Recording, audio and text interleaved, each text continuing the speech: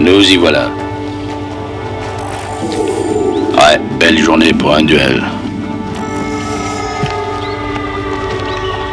Je vais te donner ta chance, Jack. Parce qu'on est deux vieux amigos. On part dos à dos, donc on ne dit pas. On se retourne et on se lingue tant que ça peut, jusqu'à ce que l'un de nous rejoigne les anges, alors que le meilleur gagne. Et emmène Sarita. Qu'est-ce qu'il y a, chérie? T'es venu jusqu'ici avec deux de tes amis, j'espère que tu veux voir comment la corrida va se terminer.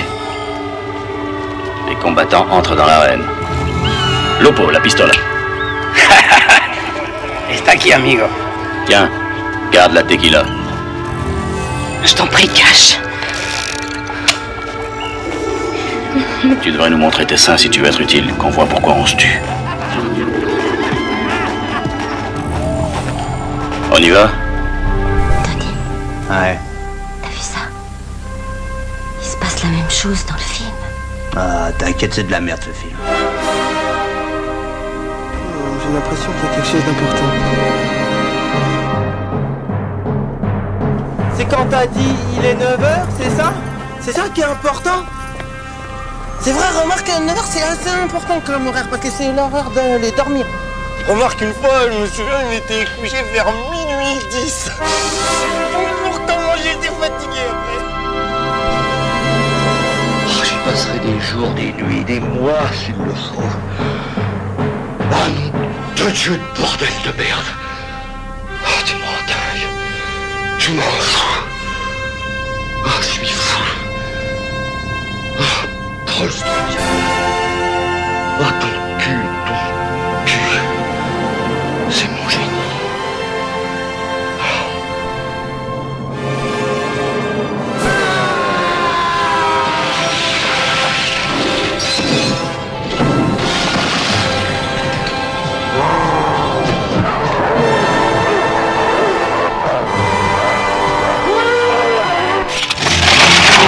Tout le monde en arrière, c'est une affaire entre lui et moi.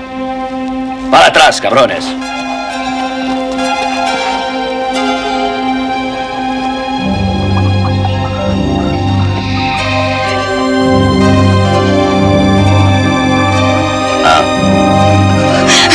Cash, non! Elle fait chier. Arrête de pleurnicher, Sarita, je t'en prie, tu vas foutre le spectacle par terre, essaie de comprendre que ce qui se passe ici est grave. Il y a deux hommes qui sont venus ici pour t'avoir et qui mettent leur vie en jeu. Fais-leur voir tes cuisses. Cash, reprends ta place.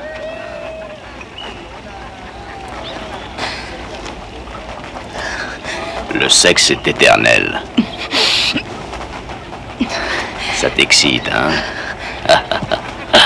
Elle change pas, notre Sarita. On la déshabille et la voilà en chaleur. Espèce d'ordure! Cabran! Puto! Voilà, ça vient. Tout le monde est prêt? Bonjour et bienvenue, vous écoutez Le Cinéma est mort, l'émission nécrophile de Canal B avec bien entendu le docteur Moreau. Bonjour Antonin. Ah, salut les kids. Et merci de nous accueillir dans les studios bis de Canal B. Il y a un chat sous mon micro puisque nous sommes dans ton arrière-cuisine. Allez, va-t'en. Le chat. Ensuite, le chat est tombé et il a emporté ma feuille avec lui. Une émission où nous allons parler, si le chat me le permet, de DVD, de Blu-ray et de cinéma de la fin des années 80 qui n'en veulent encore des années 70 un petit peu quand même. On parlera notamment de Walter Hill à l'occasion de la sortie en DVD et Blu-ray chez Canal de notamment Extrême Préjudice dans la collection de Jean-Baptiste Torret Make My Day, mais aussi de Double Détente chez Studio Canal mais sans collection autour. Et puis nous allons démarrer cette émission avec une sortie Blu-ray chez Rimini d'un film qui n'a pas grand chose à voir, tu me diras forcément, encore que Les Anges de la Nuit de Phil Joannou, un film de 90 si je dis pas de bêtises, qui sort une semaine après Les Affranchis de Martin Scorsese, alors même que qui sort en salle, enfin c'est voilà, pas l'époque de sa sortie. Ouais. Voilà, la thématique est quand même suffisamment proche. Je mentionne ça, je vais laisser évidemment Antonin en parler tout de suite, mais parce que Les Affranchis, on en reparlera sans doute, et de Martin Scorsese aussi d'ailleurs très prochainement dans l'émission, puisque son prochain film sort sur Netflix avec De Niro, Pacino et Joe Pesci, et que je suis c'est bien que tu sois là pour un informer les non, mais nos je suis auditeurs. oui, non, mais ce que je veux dire, c'est que pour une fois, je suis quand même assez curieux de voir un film de Martin Scorsese. Ça faisait longtemps que c'était pas arrivé, en fait. Et voilà, donc je tenais juste Son dernier était pas mal. Je tenais juste à le mentionner, bien évidemment. Mais tout de suite, donc, parlons de ce film de Phil Joannou que personne ne connaît, hein, bien évidemment, aujourd'hui, hein, mis à part peut-être les fans de YouTube, en fait. Ouais, les fans de YouTube, parce qu'effectivement, Phil Joannou était à une longue carrière avec Bono et sa bande. Bon, excusez-moi pour ce mauvais jeu de mots. Non, ouais, les Ingenus, moi, j'avais jamais vraiment trop entendu parler. Évidemment, c'est un film qui est tombé dans l'oubli, comme tu l'as dit, parce qu'aussi, voilà, il a une sortie assez malencontreuse, malgré le fait que ça soit quand même une sorte de véhicule relativement prestigieux pour l'époque, non pas un gros film de liste A dans le sens d'un film avec des énormes stars, même si rétrospectivement on se dit il y a quand même un bon paquet, il y a un casting quand même, il y a un générique 4 étoiles, on a quand même donc déjà Morricone à la musique, et puis en termes d'acteurs on a Sean Penn qui commence à devenir une star, relativement une star limitée, je dirais dans tous les sens du terme, parce que c'est pas quelqu'un que j'apprécie, mais à l'époque c'est quand même une star qui est naissante, hein, quelqu'un sur qui on peut monter des films, mais qui va vite fait assez quand même se mettre sur un type de film relativement film d'auteur, on va dire, pour aller très vite, c'est-à-dire que c'est pas non plus Matt Damon, c'est ni Matt Damon ni Schwarzenegger, c'est Sean Penn. Il va avoir tendance quand même à choisir des projets qu'on dit indie, quoi. Voilà, donc ce qui va l'empêcher de très vite se lancer. Exactement. D'ailleurs, j'attends quand même de voir son film. Il faudra vraiment que je regarde ça, son dernier film qui était présent à Cannes, qui apparemment qui vaut son pesant de cacahuètes. Au générique, on trouve aussi Gary Oldman, dont c'est le premier rôle américain, il me semble. Donc, il sort de chez Alan Clark, de chez Alex Cox. Il sortait de Sid and Nancy, il me semble. Et on retrouve aussi Ed Harris et la toute jeune Robin Wright. Donc c'est un casting. Harris, c'est après Abyss. Juste après Abyss. Et génial Abyss. Voilà. Et donc on a quand même donc des acteurs qui maintenant sont relativement connus, qui sont presque des. Dans les seconds rôles, parce qu'on a John C. Reilly, on a John Turturro, voilà, beaucoup d'acteurs. Enfin, quand tu vois le casting, tu te dis ouais, t'as vraiment envie de le voir. Et on a Jordan Cronenwell à la photo aussi, qui est donc le chef opérateur de Blade Runner et de plein d'autres films, mais donc un chef opérateur quand même de top niveau. Bon, moi j'ai regardé le film avec beaucoup de plaisir. C'est vraiment complètement dans un registre, j'ai envie de dire, qu'on a appelé sûrement un peu le néo-noir, qui a été quand même relativement actif dans les années 90, beaucoup plus que maintenant, j'ai envie de dire. Il y avait des gens comme John Dale, il y a eu un néo-noir un peu plus postmoderne avec Tarantino. Seven, exactement. Beaucoup de grands auteurs qui ont continué après, qui se sont illustrés, puis beaucoup d'auteurs dont on a moins entendu parler, des John Sayles, des John Dale, qui se sont illustrés là-dedans dans une sorte de film noir réactualisé, on va dire, à l'heure d'un réalisme peut-être un peu plus cru, en même temps cru et en même temps esthétisé à l'heure du clip.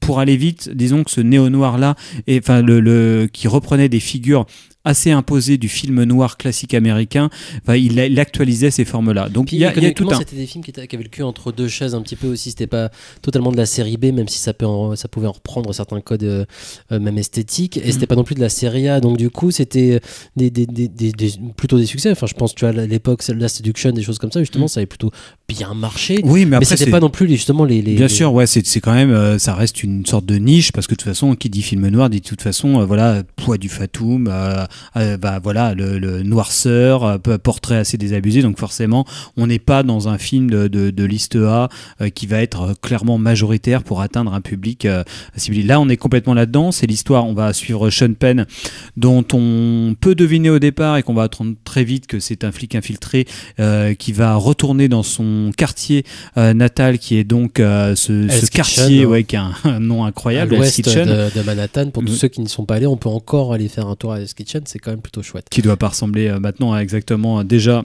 à ce qui ressemble dans le film, alors même que c'est aussi l'enjeu du film, de raconter la transformation d'un quartier. Des pubs chouettes. Voilà, et donc qui va retourner dans son quartier qui est assez, qui est en général peuplé dans une des communautés majeures et la communauté irlandaise, et lui va retourner dans son quartier pour retrouver d'une part ses copains d'enfance, et dont il va être qui était sur la voie de la délinquance, dans laquelle il a évolué avec lui avant de se casser et de devenir flic, alors qu'eux-mêmes ne le savent pas, et les infiltre. et il va y avoir une sorte de relation de triangle, on va dire, entre lui qui est donc qui s'infiltre en s'acoquinant, en redevenant très pote avec son meilleur pote d'enfance incarné par Gary Oldman, et l'idée pour lui, même si c'est pas très clair dans le film, l'histoire amoureuse aussi, en renouant l'histoire d'amoureuse avec Robin Wright, et histoire d'infiltrer ce petit gang de malfrats d'origine irlandaise, de la communauté irlandaise, qui s'est quand même accoquiné avec la mafia italienne, qui lui accorde des parts de marché, on va dire, et qui, selon certains membres de ce gang irlandais, ça serait un peu, c'est trahir un petit peu son honneur de s'affilier, et surtout de plier les genoux devant les Italiens alors qu'on leur doit rien. Il y a cette sorte de terreau un petit peu à la fois communautaire, qui va aller dans un truc un petit peu tragique, tendance Shakespeare, ce côté, voilà, on va avoir le personnage de Gary Oldman qui est une sorte de vrai homme de main, délinquant. Si le titre français du film s'applique à lui, c'est l'ange de la nuit, c'est quelqu'un qui est du côté de la vie nocturne, avec ce qu'elle peut comporter de plus noir, de la noirceur et compagnie, mais en même temps de la liberté la plus totale, qui va lui de chien fou complètement, qui va s'opposer à son propre frère Ed Harris, qui lui incarne le chef de cette communauté-là. Donc il y a plusieurs évidemment nœuds dramaturgiques et tragiques qui vont se nouer dans toutes ces relations-là, Coppolien, et puis voilà, même c'est pas Coppola qui a inventé ça, il y a vraiment ce truc dramaturgique et tragique très fort. En voyant, tu penses quand même énormément justement à ce que le parrain a pu influencer dans le cinéma aussi, et à ce rapport-là avec ce cinéma, évidemment dans le rôle de Sean Penn lui-même, qui doit choisir entre son boulot de flic et puis le fait qu'il a affaire à son meilleur ami, à sa copine qui est la sœur de ce meilleur ami, à des gens avec qui il a grandi, et qu'à un moment il est perdu dans tout ça et qu'il doit faire son choix entre ces deux familles justement, et puis justement ces trahisons même entre frères qui font penser, enfin moi je pense toujours au Parrain 2 justement. Bien sûr, ouais. Ouais, bien sûr. De toute façon, on passe par un 2 parce que forcément, il a réussi à surclasser Shakespeare, j'ai l'impression. Mais évidemment, le terreau, il est connu. Là, parce qu'il y a ce rapport justement à la communauté, justement, à rentrer, à s'infiltrer pour le spectateur dans une communauté avec ses codes qui là sont différents des codes de Coppola, justement. C'est-à-dire qu'on a vraiment cette attention qui est portée dans le travail du décor du film même, vraiment une vraie attention qui est portée sur justement le milieu dans lequel ils évoluent. Bien sûr, pour moi, c'est s'il y a une qualité, dans le film que je trouve très forte, c'est le fait de se placer, j'ai envie de dire, du point de vue du prolétariat. Et en fait, j'ai envie de dire que c'est presque la différence fondamentale que ce film peut entretenir avec Le Parrain. Et peut-être son originalité, non pas une originalité profonde, mais en tout cas une vraie qualité, c'est qu'il se porte vraiment du côté des petites mains. Il y a une tendance dans les films de mafia, dans les films de gangsters, de les filmer du point de vue de l'aristocratie, ou ne serait-ce que parce qu'on a affaire souvent à des rise and fall. Alors que ça soit du Parrain qui se met du point de vue de l'aristocratie, parce qu'on a affaire quand même à des gens qui sont en haut de la chaîne alimentaire, ou des rise and fall genre Scarface, ou à quelqu'un qui est de l'ordre du prolétariat de la délinquance, qui va accéder à à la stratosphère et qui va redescendre, la fameuse structure de rise and fall.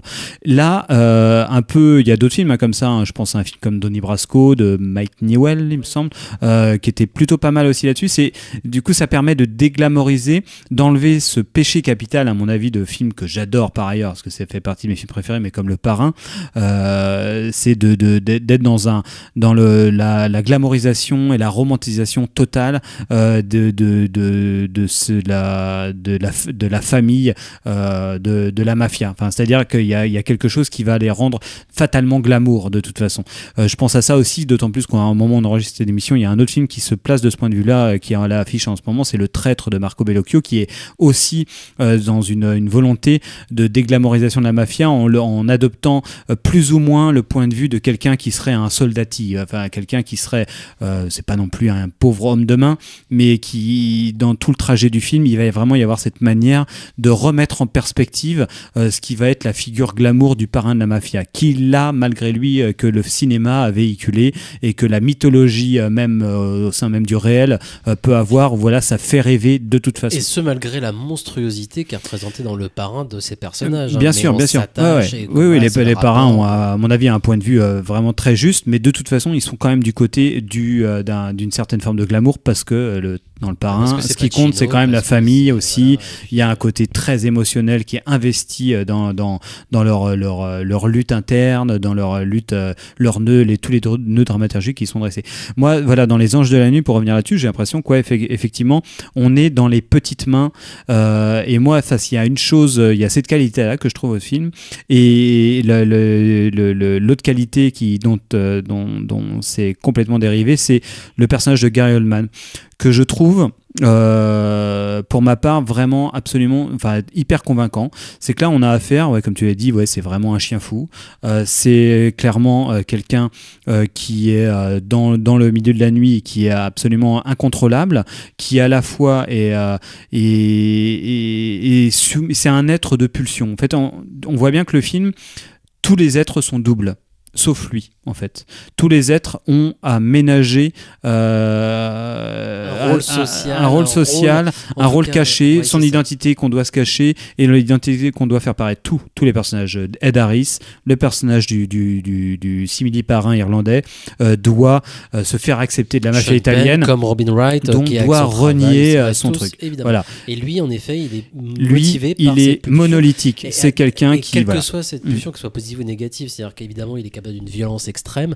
Et puis, quand son meilleur ami meurt, il fait preuve d'une émotion, il est extrêmement touchant, même si il en fait des caisses. Moi, je ne suis pas complètement convaincu par Gary Oldman, mais après, c'est le personnage qui veut ça, je pense aussi. Mais oui, il est trop beaucoup. Oui, il est énorme. Enfin, il est vraiment... c'est marrant parce que c'est Gary Oldman... Moi je mettrais cette relation avec un film qui a probablement pas grand chose à voir, mais je mets en relation parce qu'ils ont un acteur commun. C'est Comme un chien enragé, qui est pas un film que j'aime beaucoup, qui pour moi est James Foley, James Foley, justement dans une collection MGM où les deux films étaient vendus ensemble. Et d'ailleurs, il y a quelques années, parce que depuis le film est ressorti chez Carlotta, il me semble. Et moi c'est un film que j'aime pas beaucoup, où je trouve qu'effectivement, on en avait parlé à cette émission, on se disait mais Sean Penn c'est incroyable parce que là il était dans la période où là on voit bien qu'il jouait le chien fou complètement. Il était, on va dire, presque dans le truc Gary Oldman.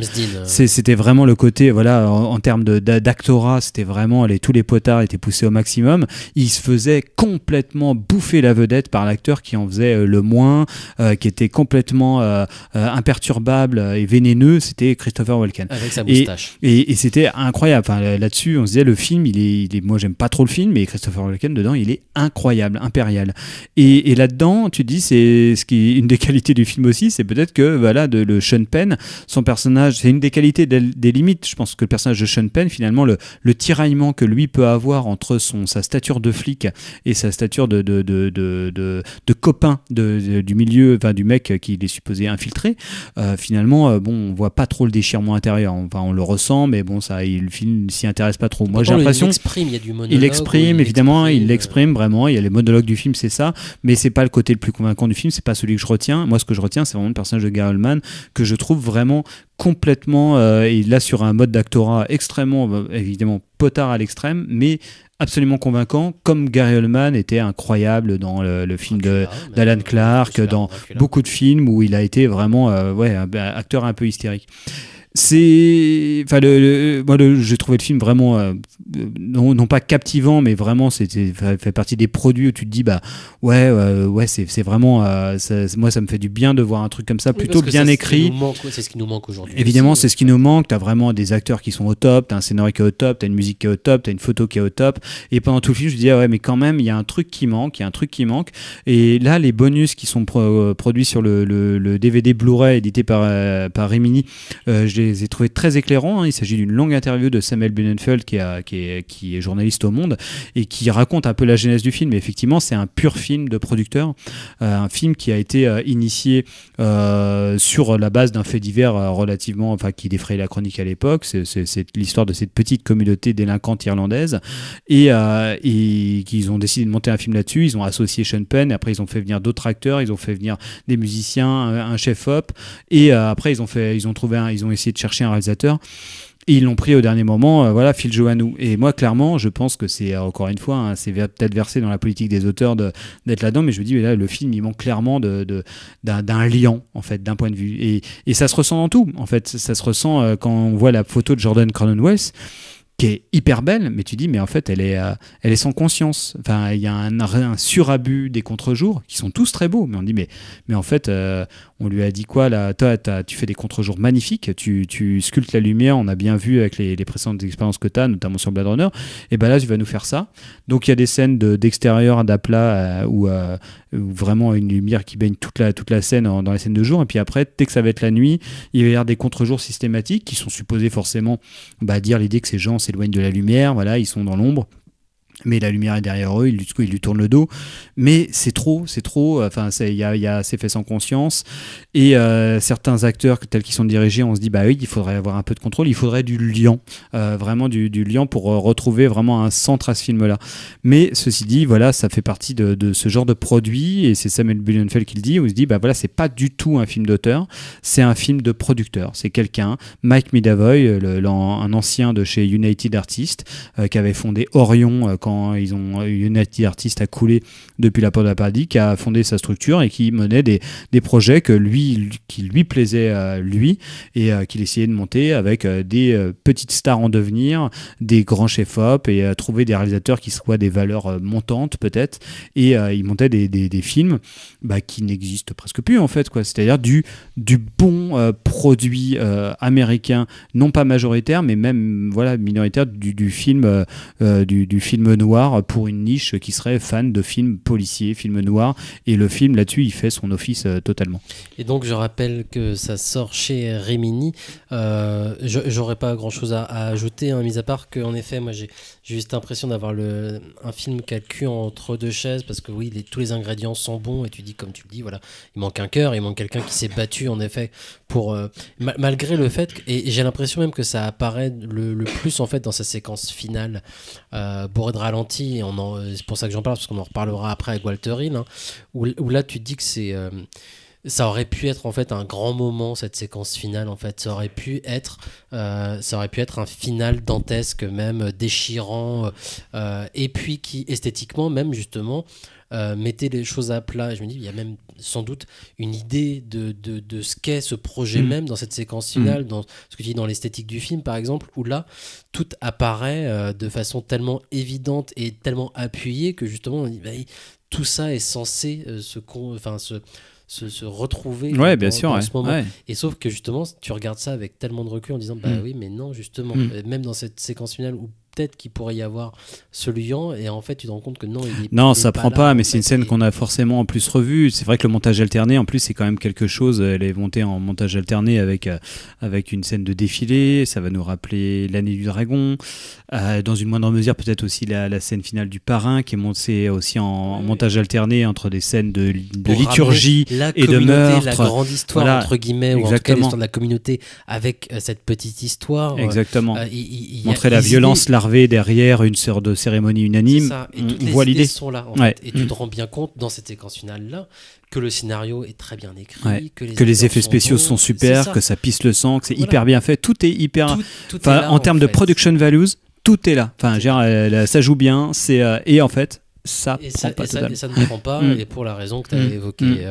Mais voilà, mais en même temps, ce qui m'intéresse, c'est justement c'est ce dont je voulais revenir aussi. On va faire une pause quand même entre les deux, mais sur ce dont on parlera plus tard avec Walter Hill, hein, c'est sur le fait que voilà, il y a des gens quand même, alors pas forcément le réalisateur à ce niveau-là, mais je pense le producteur en effet, qui se rattache, ou en tout cas qui essaie de se rattacher avec un travail qui était effectué 10 ans avant en fait. Là on est en 90, en 80, même au cours des années 80 on aura encore des films comme ça de ce genre qui se rattachent à quelque chose qui était produit dans les années 70, qui avait, je pense, peut-être pas créé quelque chose, mais en tout cas qui a fait le succès de ce genre de produit, entre producteurs, entre grandes rencontres, et un metteur en scène qui fait des choses fortes comme ça, et sur la communauté, et sur la petite histoire, et sur ce mélange de tout ça, et sur cette violence en même temps, et sur ne pas rentrer dans les codes qu'on attend. Et là, malheureusement, voilà, il y a quelque chose qui manque là dans tout ça. Mais bon, on va en reparler avec Walter Hill aussi, qui a fait ce travail avec un succès relatif aussi, bien évidemment, mais un peu plus de... On y va, quoi. Ouais. Avant de parler de Walter Hill, on va justement faire une pause. On va écouter des extraits de films de Walter Hill et puis un extrait d'un livre audio qui est sorti cette année, alors qu'on n'a pas écouté en entier. On va écouter uniquement la première piste de cet album. J'ai oublié, c'est Cowboy de... Alors, je vais te dire ça. Ça s'appelle The Cowboy Iliad. Voilà, donc, c'est donc pas rien. C'est un livre audio écrit et narré par Walter Hill, avec une belle musique de cowboy par-dessus. Même si vous ne comprenez pas tout, vous pourrez jouir un petit peu de cette voix de Walter Hill qui raconte cette histoire de cowboy donc pour cet album qui vient de sortir cette année. Et puis juste après, on parlera d'Extrême Préjudice qui sort donc dans la collection de Jean-Baptiste Torre McMayday et puis de Double Détente qui sort lui aussi chez Studio Canal. Now, I know you Texas Rangers prefer to work alone and you don't really want any help from old county sheriffs, but I thought maybe I'd do a little research. What'd you find out? Ain't nothing there we don't already know. Left Ben Ray 8 years ago, lit out for Mexico. That's just before you come home when your daddy died. 5 years later, shows up in DEA reports as a big drug dealer. Got his own private army. Bought off nearly every politician in Mexico. Shows up here, there, whenever he wants. No known residence. Just flies around that big old helicopter of his. Hell, we grew up together, best friends. Played on the same football team, dated the same girls, even smoked some local weed together. No shit, you did? Yeah, we did. I didn't catch you. Oh, hell no, you didn't catch us. We wouldn't let you catch us. We fooled you, fooled my pop, fooled you all. You and damn Cash, huh? Christ. Look at him today in that white suit and that Mexican he had dressed up like Pancho Villa's army. He's still damn play acting like he is still a kid. Well, let's go on past that, Hank. Funny, ain't it? That comes around. Right way's the hardest. Wrong way's the easiest. Rule of nature. Like water seeks the path of least resistance. So you get crooked rivers and crooked men. I still like him. I'm still trying to count him a friend. Smartest crooks always did know how to get to a man inside. Women, too, as far as that goes.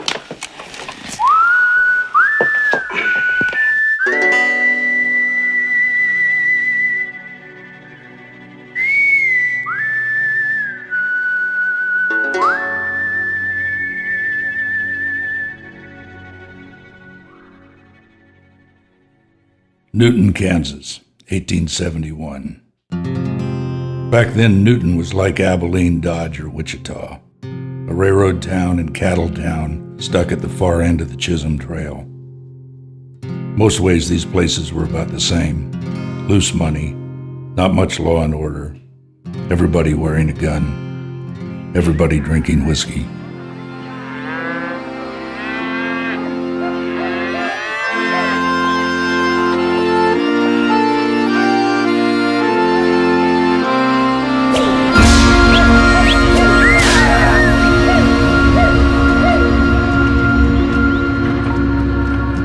Trouble began on the afternoon of August 11th with an argument and a fistfight between William Bailey, a professional gambler, and Mike McCluskey, a railroad yard foreman and security man. Needless to say, both men were drunk.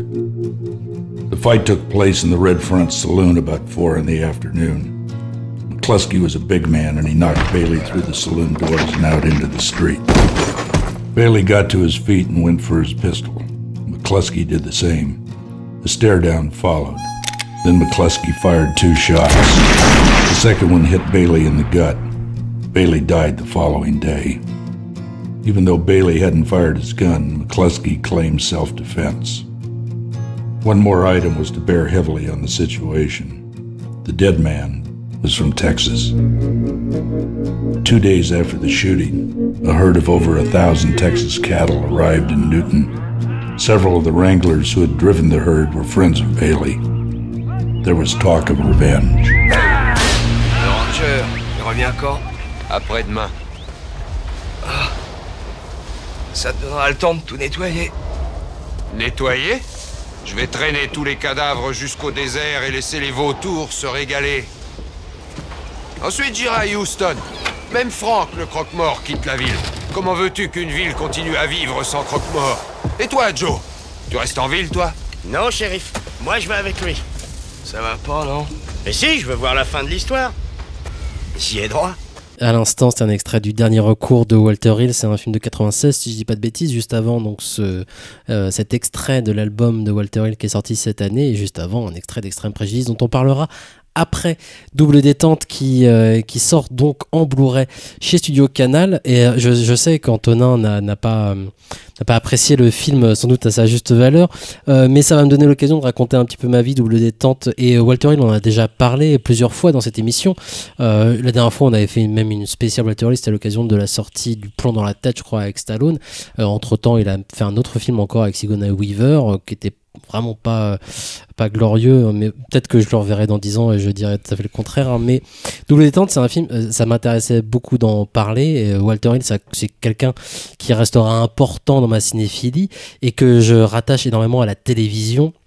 Même si je me considère être un enfant entre guillemets des vidéoclubs, les vidéoclubs pour moi c'était surtout la petite étagère de VHS qu'il y avait au stock dans le petit bled à côté de chez moi, ou les trucs par correspondance. Mais finalement c'est vrai que moi je suis un enfant de la télévision, et Walter Hill à la télévision dans les années 90 c'était assez important, et non pas du tout comme évidemment les 48 heures qui avaient fait le succès du buddy movie. Il en a eu beaucoup, Walter Hill.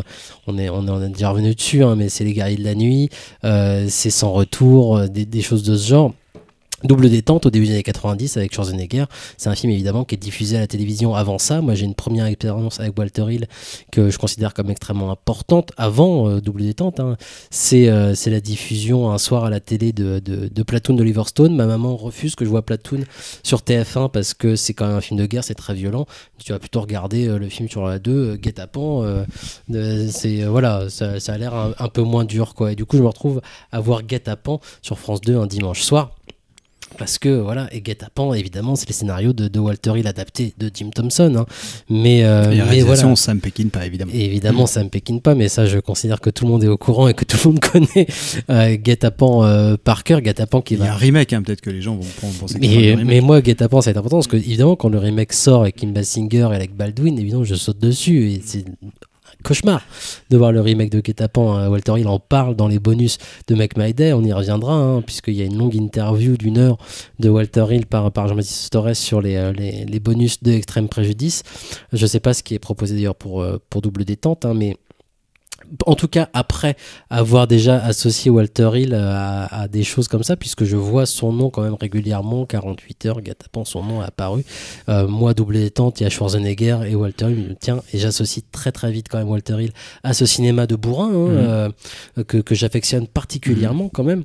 Et ce où je voulais en venir et qui moi m'intéresse dans ma propre vie, c'est le fait de découvrir Double détente un peu plus tard quand même. Je suis au collège déjà quand je découvre Guet-apens, je dois être en 5e, et je prends énormément de plaisir à voir ce film à la télévision, bien évidemment. Et le lendemain, dans la cour de récréation au collège, les gens en parlent. On est encore à ce moment, je pense, où beaucoup de gens autour de moi en 5e, bah voilà, les films que tu as vus à la télévision le soir, il n'y en a pas tant que ça en fait, des chaînes qui passent des films, bah les films on en parle le lendemain à la cour de récréation, quoi. Et je me retrouve face à des gens qui défoncent le film, c'est nul, bah voilà, c'était vraiment de la merde, quoi, aucun intérêt, tout ça machin. Et moi dans mon coin je dis rien en fait, en me disant putain mais moi j'ai bien aimé Double détente en fait, j'ai vraiment pris du plaisir, et incapable j'aurais pas parlé forcément, mais même si j'avais réussi à parler, je pense que j'aurais beaucoup de mal à défendre ce film qui était pour moi une notion de plaisir, de bourrin pur, et c'est vrai que c'est pas évident en fait de défendre ce genre d'objet. Et je l'ai revu régulièrement, Double détente, je le connais à peu près par cœur. Une fois par semaine, quoi. Je le connais à peu près par cœur.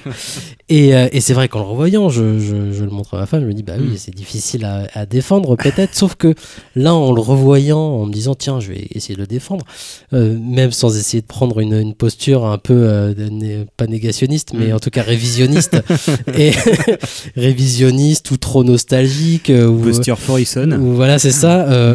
Il y a quand même, je me suis rendu compte, je comprends en fait ce qui peut me plaire aujourd'hui aussi à revoir ce genre de film, au-delà du fait que je trouve assez malin par exemple d'utiliser Schwarzenegger comme un étranger Et évidemment, on est encore dans une posture de western, c'est Walter Hill, il le reproduit à peu près dans tous ses films. Donc on a l'étranger qui débarque dans une ville et puis qui va nettoyer un peu tout ça, c'est l'idée de base. L'étranger, Schwarzenegger, très bien, parfait, quoi. Il y a plusieurs choses quand même qui m'ont marqué en voyant le film, c'est que déjà cet étranger, pendant tout le long du film, rate à peu près tout ce qu'il fait. D'ailleurs, Schwarzenegger, ce super héros du cinéma d'action américain, puisque évidemment on va faire passer Double Détente dans quand même ce cinéma d'action réganien, ce qui ne veut à peu près plus rien dire aujourd'hui quand on regarde à peu près d'un peu plus près tous ces films d'action dont on reparle régulièrement dans l'émission, hein, d'ailleurs des années 80 aujourd'hui.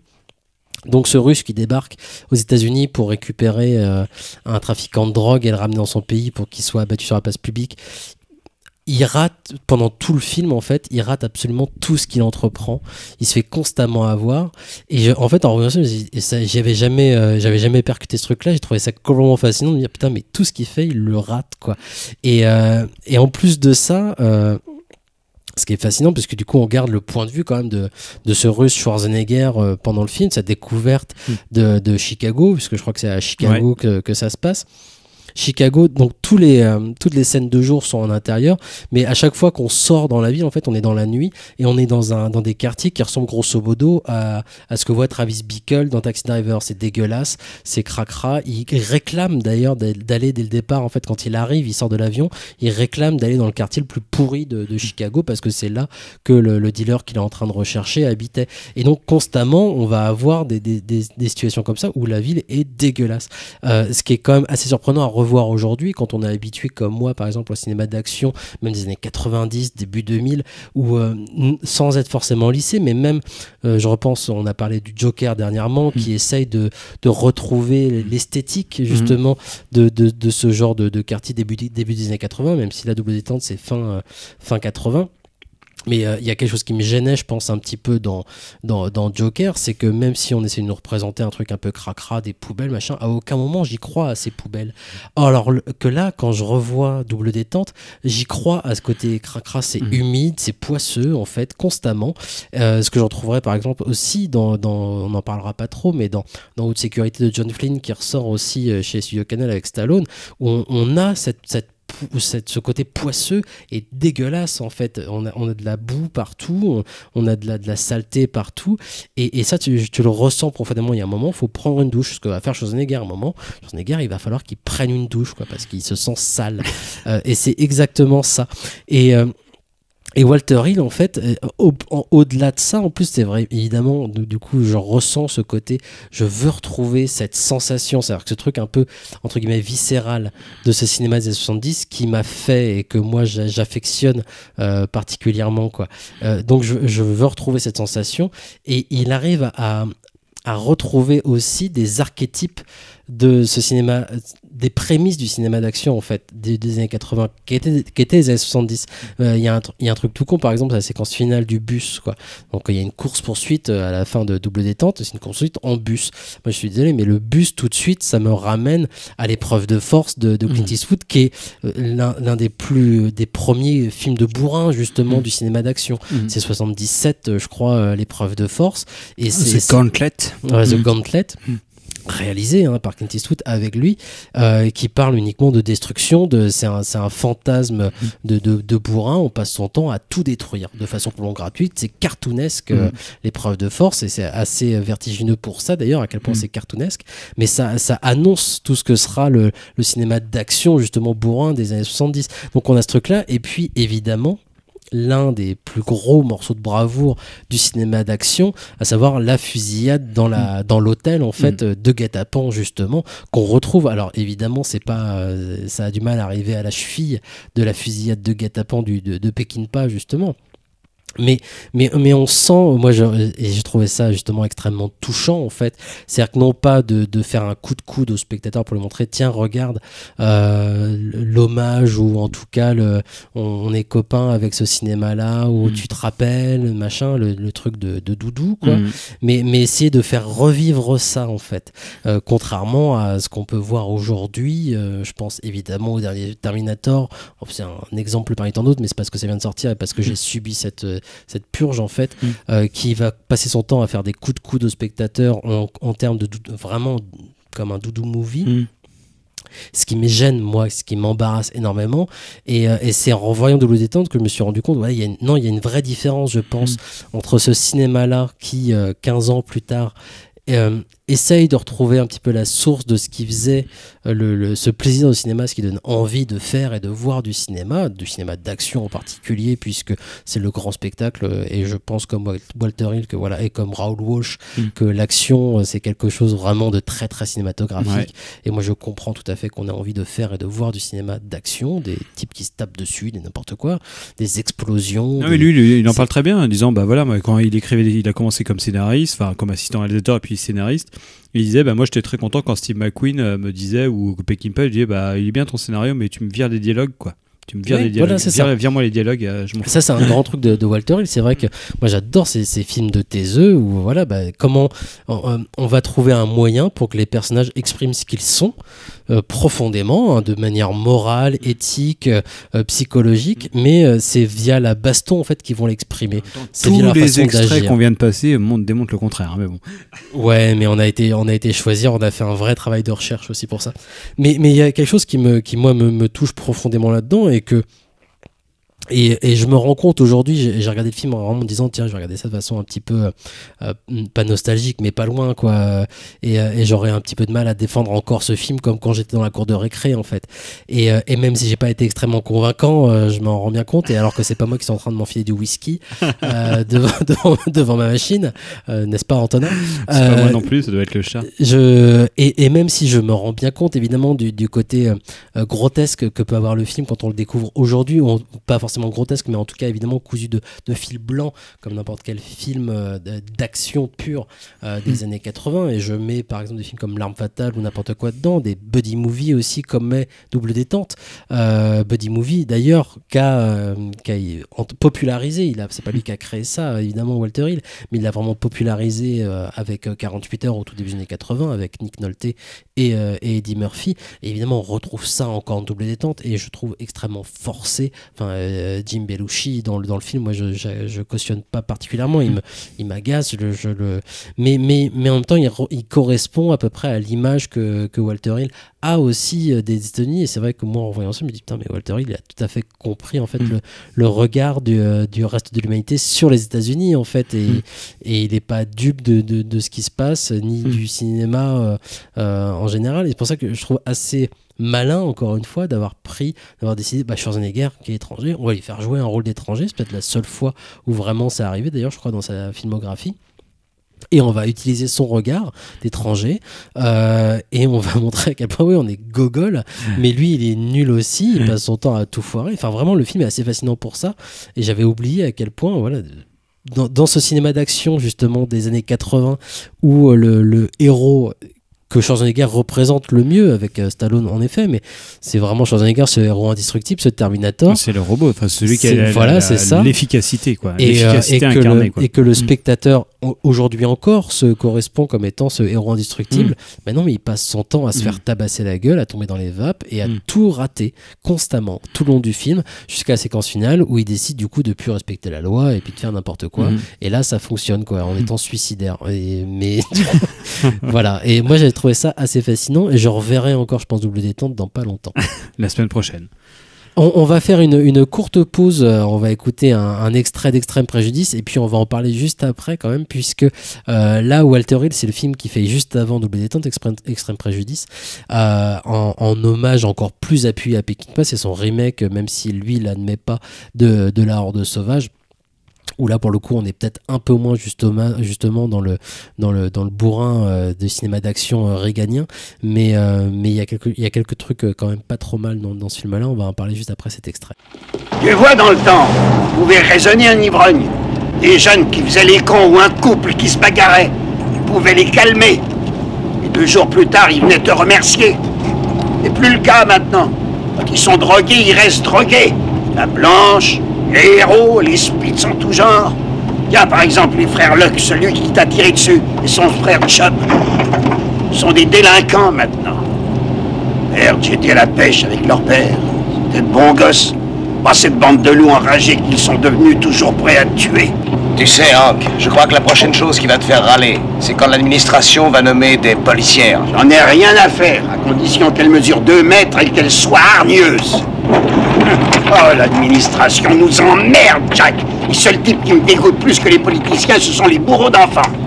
Ah, voilà un extrait de Extrême Préjudice, un extrait bien croquignolet. Et voilà, moi Walter Hill, j'ai un rapport relativement distant, même si j'ai vu pas mal de ses films et dont beaucoup j'en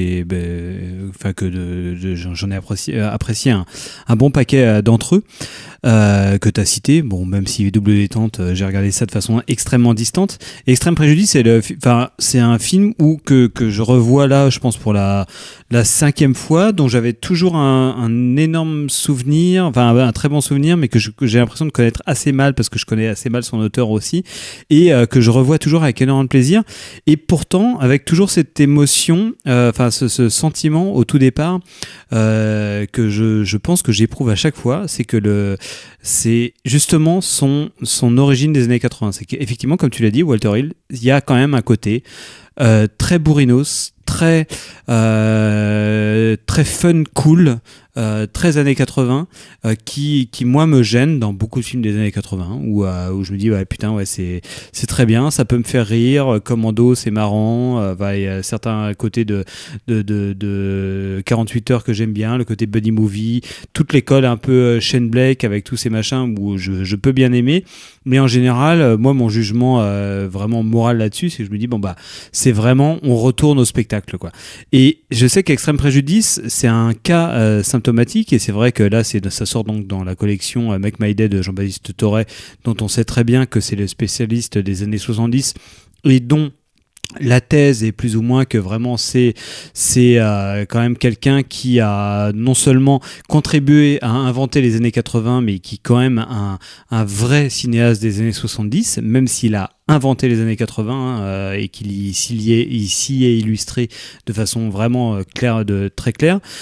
Extrême Préjudice me paraît l'exemple tout trouvé. Enfin, c'est qu'il y a une vraie schizophrénie dans le film, très incarnée dans le début du film, où vraiment clairement on est là-dedans, et c'est vraiment ce que j'aime pas dans le film, c'est cette présentation de tous ces membres du commando qui arrivent, qui sont présentés de façon avec une musique au synthé signée Jerry Goldsmith, dont on se demande comment il a pu pondre un truc vraiment pas terrible, à savoir que c'est quand même un des plus grands compositeurs de musique de film, et qu'il arrive dans un truc vrai, il fait une partition au synthé hyper moisi, et où on voit tous les types, où c'est vraiment à la cool, où c'est vraiment à la testostérone à fond, mais pas à la testostérone comme dans Predator ou comme dans Aliens. On sent qu'il y a vraiment une sorte de truc un peu feignant derrière, et c'est vraiment un film hyper étonnant, parce que voilà, pour le coup, on va dire, les 2 tiers qui vont venir vont être vraiment absolument gigantesques. Mais pour le coup, où vraiment on va avoir cette sorte de dichotomie. C'est-à-dire que c'est vraiment une réactualisation, on va dire, pour aller vite, d'un grand mythe de westernien tel que, comme tu l'as dit, Walter Hill, il a toujours fait des westerns quelque part, There's the New Sheriff in Town, un mec rentre dans une ville, voilà, qu'est-ce qui se passe là? C'est un shérif, il est copain, il est ancien, il est copain avec un mec qui lui est passé de l'autre côté de la loi. Qu'est-ce que c'est? C'est Pat Garrett et Billy the Kid quelque part, c'est les 2 anciens potes. L'un a fait des conneries avec l'autre étant jeune, mais lui il a décidé d'arborer l'étoile. Donc on va être dans une réflexion qui a fait évidemment Pat Garrett et Billy the Kid de toutes les nombreuses occurrences des adaptations de cette histoire mythologique fondamentale de l'histoire américaine, qui parle de la conception de la liberté à l'américaine, c'est-à-dire voilà comment dans Pat Garrett et Billy the Kid, finalement Pat Garrett regrette de tuer Billy the Kid parce que Billy the Kid incarne la liberté, mais Pat Garrett lui incarne la nécessité de l'État pour conserver l'union, c'est-à-dire ces fameux 52 États qu'il faut maintenir liés par une constitution qui serait la loi. C'est plein d'autres choses que ça représente. C'est aussi la question du choix, justement. C'est-à-dire que c'est un État les États-Unis, c'est la liberté, donc ça représente le choix, en fait. Par exemple, il y en a un qui a choisi, comme dans Extrême Préjudice, qui a choisi d'aller de l'autre côté du fleuve, de vendre de la drogue, et l'autre a choisi de devenir flic. Ça n'empêche pas les deux bonhommes d'être des meilleurs potes du monde, justement, de s'accorder sur plein de choses, d'être amoureux de la même femme aussi, d'ailleurs. Donc il y a vraiment beaucoup de choses qui les relient, en fait. C'est juste qu'à un moment, ils ont fait des choix différents. Alors, en effet, ça peut être pour des questions de morale à un moment, sauf que là, par exemple, il y a une scène de confrontation entre les deux que je trouve assez merveilleuse, justement, où les deux affirment les choix qu'ils ont pu faire à un moment. L'autre, mais écoute, là, je gagne de l'argent comme tu peux pas en rêver, toi, je t'en donne si tu veux. Bah oui, mais non, j'aimerais bien, tu m'as déjà payé plein de fois, mais là, j'ai une étoile, en fait, et cette étoile-là, tu peux pas la payer. Enfin, des choses comme ça, évidemment, ça tient du western. On a des choses qui sont données dans le dialogue comme ça de façon presque évidente, mais qui passe bien aussi parce que Walter Hill arrive à créer un univers autour, en fait, qui fait que ça coule de source, justement. Et quand on dit ça coule de source, on a pu entendre un extrait juste avant qui revient justement sur comment le mal s'infiltre rapidement et comment il va chercher. Il est je trouve, plus subtil qu'il n'y paraît aussi souvent, Walter Hill. Bien sûr, mais je pense que le film, il est assez complexe, en fait, et c'est ça qui est son intérêt. Parce que ça pourrait être qu'une simple relecture de Pat Garrett et Billy the Kid, dont Peckinpah a livré une variation grandiose dans le film du même nom, c'est-à-dire cette fameuse réflexion dont je parlais, entre la loi, la liberté, la morale quelque part, enfin le bien commun contre la liberté individuelle, qui serait incarné dans Extrême Préjudice, dans le conflit entre Powers Booth, qui est incroyable, et Nick Nolte, pareil. Et ce qui me paraît assez intéressant et presque d'un point de vue hyper théorique, c'est qu'il y a un troisième parti qui s'insère dans Extrême Préjudice, qui serait là pour le coup quelque chose qui serait purement années 80, en fait. C'est-à-dire que tu as une bande de paras qui arrive comme une troisième. C'est comme s'il y avait une équation avec deux parties qui venaient se faire complexifier par une troisième partie qui serait donc ces paras qu'on nous présente au départ comme des mecs qui seraient plutôt des agents de la CIA infiltrés.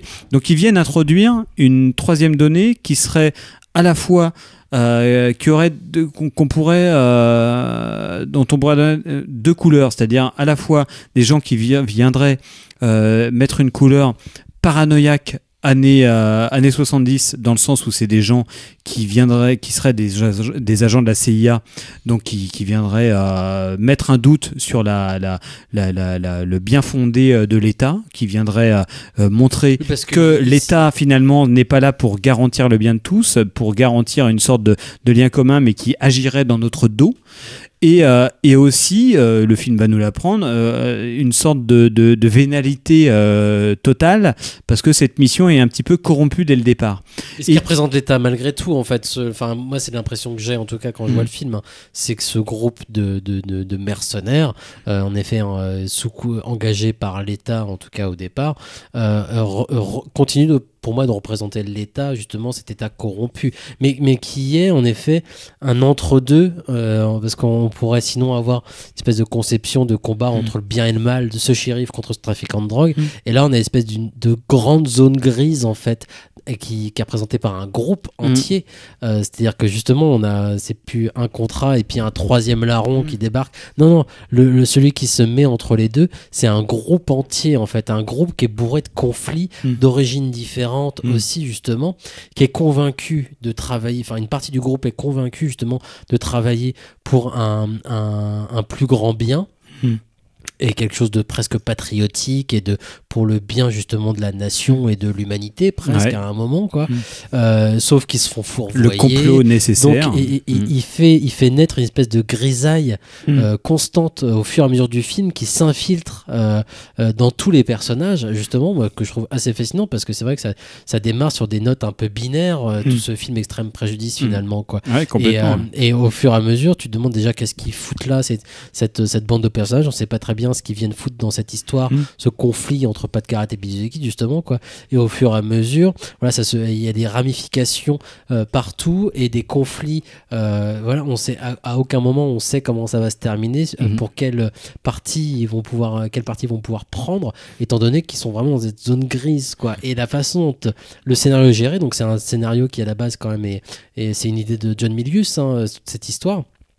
Je pense qu'il y a vraiment des accointances entre Milius et Walter Hill, même si le scénario, l'idée de départ en tout cas, est beaucoup retravaillé par d'autres scénaristes et par Walter Hill lui-même, qui est scénariste de toute façon à la base, donc il peut se permettre de retravailler un petit peu ses scénarios. Mais en tout cas, voilà. Il y a, même si on part sur des bases extrêmement binaires, cette complexité propre aux années 70 justement, on la retrouve complètement dans ce western contemporain où la part belle justement aussi à la bourrinade et au concours de couilles est la bienvenue quoi. Ah oui bien sûr, de toute façon même le côté concours de couilles évidemment, et de toute façon on faut pas, évidemment nous on va être clients de ce truc là, les extraits qu'on a pu choisir en témoignent, ça fait partie d'un truc dont nous on est client, qui va être absolument généreux et qui va nous faire beaucoup rire et pour lequel on est séduit, ça c'est sûr. Après ça, si vous n'êtes pas séduit par ça, faut passer son chemin, c'est pas possible. Mais c'est intéressant parce que effectivement la fin du film, effectivement comme tu le disais, c'est une sorte de relecture quelque part de La Horde sauvage, mais c'est une relecture hyper intéressante du fait même que là il y a ça soit en tripartie, c'est-à-dire qu'on n'est plus déjà la situation initiale n'est pas vraiment identique, mais on est quand même dans quelque chose où on s'y retrouve. Finalement, le parti de la loi dans La Horde sauvage, dans le duel final et la massacre finale de La Horde sauvage, et le parti de la loi n'est pas représenté, mais on a quand même le parti de la morale, quelque part, d'une morale, d'une dignité, d'un honneur, contre le parti d'une corruption généralisée qui serait la corruption de l'État, et voilà. Et comment ça va être complexifié par cette troisième partie, c'est absolument fascinant, et d'une sorte de mélancolie et de... Je sais même pas comment décrire cette scène-là, mais c'est vrai qu'il y a quelque chose que je me rappelle pas avoir vu très souvent au cinéma, dans le déluge d'émotions que ça peut procurer cette scène-là. Jusqu'au dernier plan, que moi je trouve merveilleux, mais je laisserai les gens le découvrir. Moi, ce dernier plan, on dit énormément. Il est temps malheureusement de nous quitter, donc on va pas pouvoir s'attarder beaucoup plus sur Extrême Préjudice, qui, je le rappelle, est sorti dans la collection Make My Day de Studio Canal et Jean-Baptiste Torret. Je rappelle que Double Détente lui aussi est sorti en Blu-ray chez Studio Canal, et puis Les Anges de la Nuit de Phil Joannou, qui lui est sorti chez Rimini Édition. Je rappelle aussi à tous les gens qui nous écoutent en direct sur Canal B que vous pouvez voir demain soir, dimanche, à l'Arvor à 21h15, Les Incorruptibles de Brian De Palma. C'est une occasion à ne pas rater, bien évidemment, présentée par Cinéma est mort et En attendant Godard pour les films du dimanche soir. Oh là là, ça va être super. Voilà, il n'y a pas besoin d'en rajouter. Vous pouvez évidemment réécouter cette émission sur le site de Canal B en podcast et puis sur la chaîne YouTube du Cinéma est mort. Nous avons aussi, pour tous ceux que ça intéresse, créé un compte Tipeee. Voilà, si vous voulez nous aider à acheter un micro et qu'on arrête de l'emprunter toutes les semaines à Canal B, même si évidemment on restera une émission de radio, ça va sans dire. Voilà, en tout cas, sachez que le compte Tipeee est ouvert. Merci à vous de nous avoir écoutés. Merci Antonin de nous avoir accueilli et d'avoir participé à cette émission, bien évidemment. Merci à vous, à bientôt, ciao. Des bisous. Ok, bon. Sims, où est la radio? Dans la flotte, où tu veux qu'elle soit. Et tu étais supposé en être responsable, t'es complètement débile ou t'es con? Non, ça va. On a aussi perdu notre chef, alors qu'est-ce qu'on va faire maintenant, hein? D'abord, on va faire la peau aux enculés qui ont tué Poule. C'est à moi de décider ce qu'on fait et quand. On se taille. Et pour le sergent Poule? On le laisse ici à moins que vous vouliez le porter. C'est un soldat américain qui a obtenu toutes les médailles, y compris la médaille du Vietnam. On va tout de même pas le laisser là? Enfin, plus vite on se taille d'ici et plus vite on viendra le chercher. Il faut continuer notre mission. On a une responsabilité. Laisse tomber, Casper. Tirons-nous d'ici. Non, pas question. Je ne laisserai pas le sergent. Qui dit ça? Moi. C'est moi qui ai les galons. À moi de décider. Et je ne tolérerai pas qu'on discute mes ordres. Maintenant, on s'en va.